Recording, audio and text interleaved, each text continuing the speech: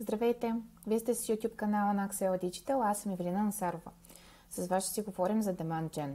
Сравнително нов тип на кампания, активен от октомври 2023 година, излезе от бета преди месец и би трябвало вече във всички ваши акаунти да е налична възможността да създавате Demand Gen кампании. Demand Gen всъщност са новите обновени Discovery кампании. Те са интересни по насочване, като новата им версия от тип Demand Gen има доста интересна и ефективна функционалност, която до момента не сме виждали в Google Ads. Да започваме. Създаваме една нова рекламна кампания. Може да ни избираме конкретно цел. Виждаме Demand Gen в края на екрана. Избираме Demand Gen. Този тип на кампании всъщност са ориентирани към конверсии, така че е нормално на този тип, на този етап от създаването на кампания да ни предложи за кои конверсии да оптимизираме акаунта. Продължаваме на следващата стъпка. Екранът е познат, създаваме име на кампанията, винаги можем да се върнем и да го променим. Самата Demand Gen в основата си може да оферира както към конверсии, така и за кликове. Ако вашият бизнес има стойност на конверсията, ако вие сте онлайн магазин или имате стойност на конверсията, ако сте lead generation тип на проект, сигурно можете да смените оферирането да бъде дори към conversion value. Това, което мога да ви уверя е, че дори да започнете с конверсия, след това може да го смените на кликове, може да го върнете обратно към конверсия, така че няма проблем да експериментирате. Понеже нов тип на кампания, смятам, че това е в основата. Когато ние все още не сме тествали един инструмент, трябва да направим достатъчно много експерименти, за да знаем как може да го накараме този тип на кампания да работи за нас. Задаваме бюджет, като аз ще бъда по-скромна. Системата би предложила поне 90 лева дневен бюджет. Разбира се, всичко зависи от вашите общи рекламни бюджети. Ако те първо ще експериментирате, винаги съветът ми е да сте малко по-ограничени от към разход. Относно насочването, доста интересно и за пръв път изобщо в интерфейса на Google Ads е възможно да направите геотаргетирането да бъде на ниво рекламна група. Доста наподобява на Facebook, бих казала. Ако отидем на ниво рекламна група, може да имаме локация.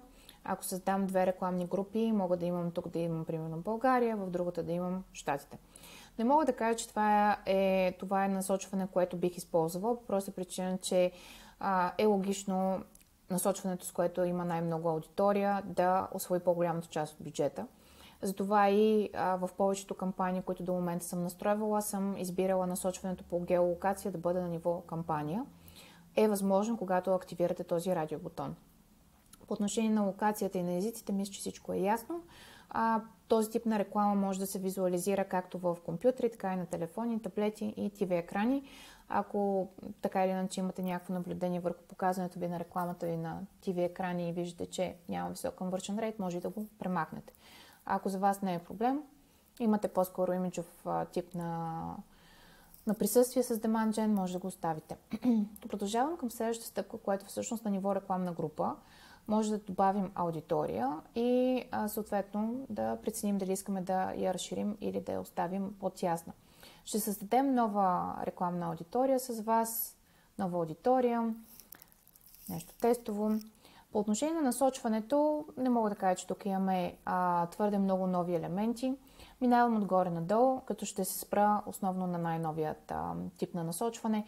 Къстъм сегментите са тип на насочване, което можем да използваме, когато искаме да насочим рекламата към хора, които са търсили конкретни термини в Google или имат интереси или конкретни желания за покупка. Къстъм сегментите са същите, каквито все още има в Performance Max, така че няма нещо ново по отношение на сегментите. Your Data, най-често става въпрос за ремаркетинг, customer листове, YouTube последователи, така че мисля, че тук всичко отново е в рамките на очакваното. Най-интересното, което Demand Gen позиционира с активирането си в рекламните акаунти, е създаването на lookalike сегменти. До лятото на 23-та година Similar аудиториите бяха налични в акаунтите, можехме да таргетираме, като Similar обикновено се създава на база на вече налична аудитория. Като, примерно, ако имате аудитория, която е хора, които са пазарували от вашия сайт и имате Similar аудиторията, това са чисто нови чисто нов списък с потребители, с куките на потребители, които можете да достигнете през метода на таргетиране на Google Ads, които са проявили сходни поведенчески характеристики спрямо аудиторията, върху която е създадена тази аудитория. Което означава, че ако ние тук изберем, че искаме да създадем lookalike аудитория на база на хора, които са били на сайта ни, хора, които са изпращали запитване, хора, които са базарували повече от 3 или 4 пъти на сайта, системата ще се опита да създаде аудитория, която има сходно поведение на подадената от вас ремаркетинг аудитория. Тук насочванията са такива, че можете да използвате seed листа, както от Analytics 4 ивентите, така и примерно Customer листове. Customer листовете са списъци с мейли, които можете да захраните в Google Ads с цел системата да получи повече сигнали за вашите перфектни клиенти.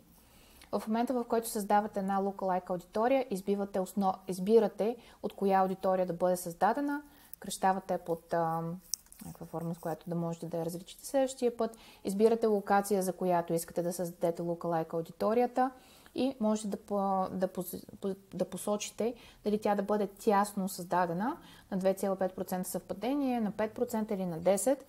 Ако в момента тепърва започвате експериментите си с lookalike аудиториите, може съвета да направите разнообразие от lookalike сечения и да ги активирате на разнообразни места от вашия акаунт, за да съберете малко повече информация.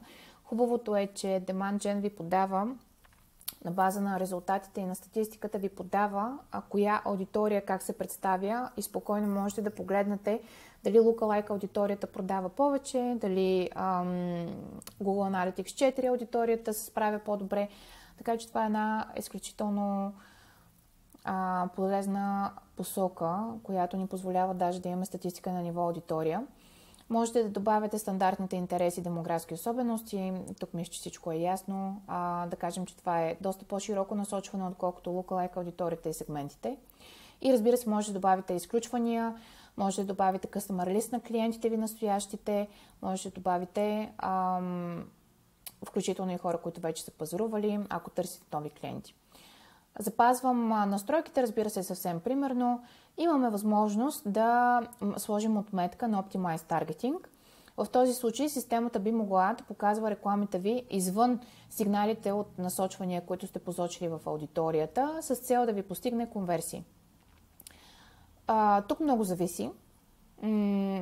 Да кажем, че по-често не слагам отметка, тъй като аудиторията и сигналите, които съм позиционирала, се опитват да създадат една по-тясно изградена аудитория, така че изцяло от вас зависи дали искате широко насочване или по-тясно и отново имате статистика на база на разхода за това колко от бюджета ви е отишъл в разширеното насочване и дали то се представя по-добре спрямо другите типове от аудитории.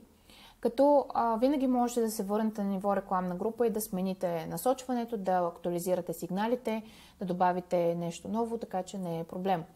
По отношение на рекламите, също така е интересно това, че за първ път изобщо Google позволява на рекламодателите в една и съща рекламна група да смеси видео и Single Image карусел реклами. Всъщност Demand Gen разполагат с 3 типа на реклами. Single Image-ите, които са стандартни, приличат доста на Responsive Display реклами. Каруселите бяха налични в Discovery кампаниите, като изключително приятни, могат да се скролират надясно. Разбира се, може да добавите повече от 2 карусела в една реклама.